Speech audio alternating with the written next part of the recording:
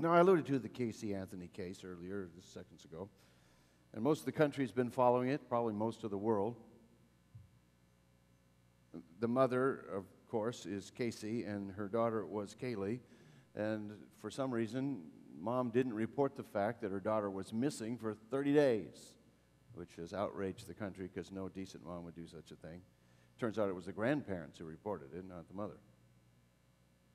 When the little 2-year-old Kaylee's body was discovered, most of the nation was convinced that Mom had killed her and then gone around partying afterwards just to enjoy her freedom. The problem with that was, as we discovered, is it's great speculation. Most of us agreed it's probably what happened, but nobody could prove it. And when they talked to the jurors after the trial, that's pretty much what they said. And for those of us who might still be outraged, Mom got away with it, you probably ought to be grateful. Because if they could have convicted this woman on sheer speculation and anger, then they can convict you. If it's possible to convict somebody without any evidence, then we are all in trouble. So I'm kind of glad, in a way, that the system worked. But it certainly didn't declare her innocent. And that's why there's a God, because God will take care of real justice eventually, and all of us will stand before His bar, and nobody will be able to get off because there isn't enough evidence. There'll be plenty of it, because God knows everything. But there is one thing the trial proved, and without any doubt, the Anthony family was sick from top to bottom. Very, very unhealthy. It was all messed up. It was really hard to tell, and that's part of the reason they couldn't convict her. They couldn't decide who the bad guys were. Was it Dad? Was it Mom? Who was it? Was it Grandpa? So that made me think, because I have a family here that we're going to talk about that makes the Anthony family look kind of normal. There's no doubt about it that family of origin leaves an indelible mark on us, whether for good or bad. Of course, God is able to overcome that. It's true that sometimes being raised in a certain way can mess you up. Oh, yes, I know. I feel the same way. He's saying, get me out of here. See, he got quiet as soon as they picked him up. I hope you're going to be okay. I've talked to people whose families are incredibly evil. And in talking to them, I wonder how they're standing. How is it that you are even normal? How come you aren't completely crazy? But they're not. And it's partly because God's able to overcome the harm that's caused by our childhood, and there isn't anything that He can't heal if we turn to Him, and they're the evidence of it. And sometimes, in fact, once He heals us, we use that to help others heal. So I wish that He would prevent evil in the first place. There are a lot of people who are angry at God because when they were kids, He didn't do anything for them. He didn't come through when they were being harmed. And I understand how that feels, and I can imagine that there are a lot of children who are praying to God right this moment about things that are happening in their little lives, and it must grieve His heart. And you wonder why He doesn't do anything. Why doesn't He fix it? Well, the problem is in order to fix it, He has to judge the world. He's got to not just end the evil in that home, He's got to end the evil in every home. And to end the evil in every home, and to be just, He has to call the whole world to account. And one day He's going to do that. But in the meantime, there's this story right in front of us in the Bible, another messed up family. Everybody in it distrusts everybody else, which you're going to see as we go. Lies flow like water. Deceit is expected. Everyone thinks the other person is going to lie to them. It's anticipated. This is the family descended directly from Abraham. This is the family that will be of the patriarch, Isaac. This family is the family from which eventually Messiah will come. And if you look at them closely, they look remarkably like normal, depraved people. And it all starts with the story of Esau, an important revelation about him in Genesis 26:34, which we didn't look at, but we're going to just mention real quickly. When Esau was 40 years old, he married Judith, the daughter of Beri the Hittite, and Basemath, the daughter of Elon the Hittite, and they brought grief to Isaac and Rebekah. Now, that's the intro to the story. It's very, very important. It's the key to understanding what happens next, and if you don't read that verse, you don't understand very much what happens next. What intrigued me as I read the story, the rest of it in Genesis chapter 27, is how commentators really get upset about this story. And there are a variety of opinions, strong emotions. They have trouble deciding who the villain is. The guy who gets the most votes for villain of the story is Jacob. He's the deceiver. That's what his name means, you know. Jacob means crook, means con man. Well, no, it doesn't actually. Can you imagine having a child and, oh, what a cute baby. What shall we name him? Let's name him Con Man. Obviously, they didn't call him that. They called him Jacob, which means he grabs the heel. And they named that after the fact that when he came out, he's unusual. Twins usually aren't born one right after the other, but he was. He was holding on to his brother's heel as he came out. And they thought that was remarkable, so they named him Jacob, which means he grabs the heel. But later on, his name is redefined. Do you know who redefined his name and decided that it meant crook? His brother, Esau.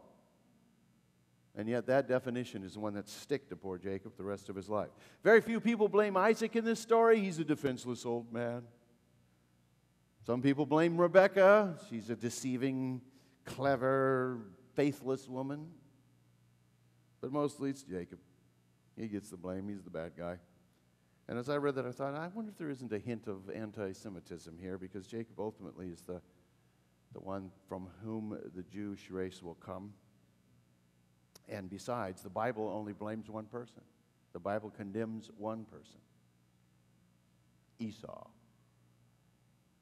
And that's how the story starts. He's an uncouth man. He has no spiritual interest at all. He doesn't value God except as a power to use for his own benefit. The heritage of the family was useless to him. He could care less about their spiritual future. It didn't bother him that his family believed and he didn't.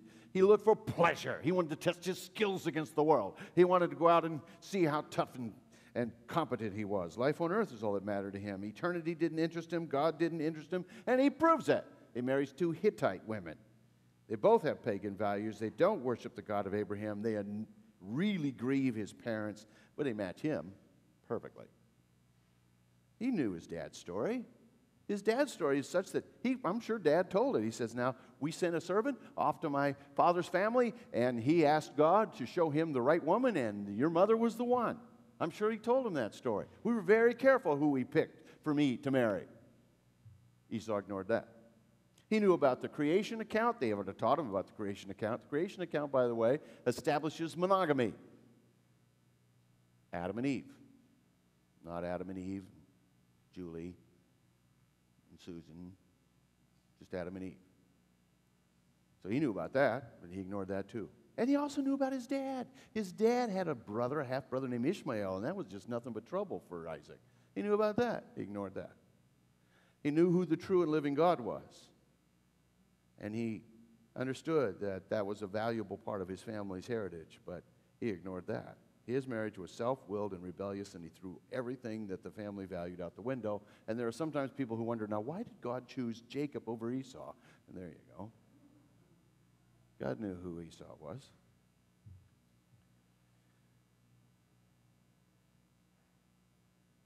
And it was well known in the family, by the way, that God had chosen Jacob over Esau. Esau probably didn't like it.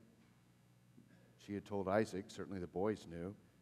And Esau kind of dealt with it, I think, by saying, well, I don't care. There's only one thing he cared about in this whole prophecy, and we'll see what that is as we get to it. He didn't care about the rest. So here's my points as we go. It's a long story. I'm going to go as fast as I can because I have a limited amount of time in order to get it done. Number one, don't assume that God feels the same way you do. Now, it came about when Isaac was old and his eyes were too dim to see that he called his older son Esau, and he said to him, my son, and he said to him, here I am. Isaac said, behold, now I am old, and I do not know the day of my death. I can tell you the day of your death if you want to know, Isaac. It'll be 43 years later. Now, then, please take your gear, your quiver, and your bow, and go out to the field and hunt game for me, and prepare a savory dish for me, such as I love, and bring it to me that I may eat, so that my soul may bless you before I die. Now, I've tried to understand Isaac's motive here. Isaac knew the prophecy that had been given about his boys. He knew what God had said would be, and here he is intentionally and deliberately acting contrary to what God had told him. That is hardly ever a good idea. But he's doing it. I'm trying to figure out what's he doing. It's very difficult to understand. I only assume that this is based on how Isaac feels. He loves his boy Esau. And I think he's gotten confused, and he decides that how he feels is how God feels. I love Esau, God loves Esau. Because otherwise, this is a really stupid thing he intends to do. You're acting in defiance of God, and you know better. And this is a very important matter. This is the messianic line, and Isaac knows that the blessing is of supreme importance. All right, and besides, even if he utters words and God isn't in agreement with him, they're just words, because the blessing comes from God. So what is he doing here? Is he trying to fool his son and pretend to bless him when he knows it won't work? Or is he hoping that God will accept the result? And I think that's what he's doing. I think he's hoping that if I do this, God will look at it and say, well, you know, I agree with you. I changed my mind. I'm going to go with Esau after all. Okay, because I can see you love Esau, and, you know, the fact that you love Esau, it means that I will love him too, okay? I mean, you know, I don't dislike the kid. He's a nice kid. And boy, is he a great hunter. I have to agree with that. And boy, that excellent stew he can make. Yeah, I can understand your feelings there. Now, you might think this is an absurd idea. There's no way that anyone would think like this. Except that I can tell you I've met plenty of Christians who justify their romances because of their feelings. God is in this. How do you know? Because I am happy. How do you know you're not on something? Feelings don't mean anything. Feelings follow actions. You got to make a decision based on what's rational and true, and then your feelings will follow that. If you let your feelings lead, you don't know where you're going to go. And you think God is like you? Yeah. He wanted me happy, and I'm happy now. Actually, God doesn't want you happy. Look around. No, I'm joking there. You have to think about that one. But he doesn't. He would much rather you be right. And yet I've seen a lot of people do this. And so I think that people do believe that if they have the right feeling, that God must be somehow behind the feeling. And here is Isaac. He loves his firstborn. He likes the established tradition that goes with being the firstborn. And his feelings are strong, and he decides that he's going to act on them. Now, there's one thing that's really interesting. You see it right away. He does not want Rebekah to know. We're not telling wife. And I don't know how many guys I've met who've tried that trick. You see, because we don't want a confrontation, see. So why did you lie to me? I didn't want to hear about it. So I thought I would lie to you and then go do it, and then later we'd argue. Yeah, but by lying about it, you just doubled the argument. I mean, it's like doubling down. I'm not happy with a simple confrontation. I'm going to double the confrontation by lying about it first and then doing it. This is typical today. It still happens in marriages today. And this is Isaac's plan. He's not going to tell his wife because he knows she'll object. He doesn't want the confrontation. He's just going to do it. However, Rebekah doesn't trust him. She's listening. She had bugged his tent. She was standing nearby. I don't know what made her. I think she saw Esau go in, and she knew that something was up, so she just sidled over. And now is the second point. Don't try to protect God. Rebekah was listening while Isaac spoke to his son Esau. So when Esau went to the field to hunt for game to bring home, Rebekah said to her son Jacob, "Behold, I heard your father speak to your brother Esau, saying, 'Bring me some game and prepare a savory dish for me so that I may eat and bless you in the presence of the Lord before my death. Now therefore, my son, listen to me as I command you.'" Notice that. She's acting as authority here.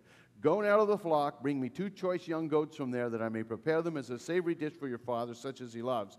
Then you shall bring it to your father, that he may eat, so that he may bless you before his death." Jacob answered his mother Rebekah, "Behold, Esau, my brother, is a hairy man. I'm a smooth man. Besides, my father will feel me. Then I'll be as a deceiver in his sight. I will bring upon myself a curse and not a blessing." But his mother said to him, "Your curse be on me, my son. Only obey my voice and go get them for me."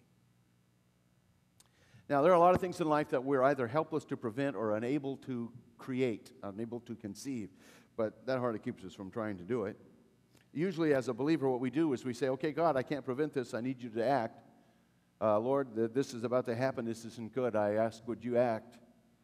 Lord, it's getting closer, and you haven't done anything yet. I would like it if you would prevent this. Would you please act? Hello, Lord, this is Brian coming in for the 17th time. I wanted to know if you're going to come down and do anything about this. It is getting closer, and I'm starting to really start worrying about it, and if you don't do something soon, I'm going to have to act, you know.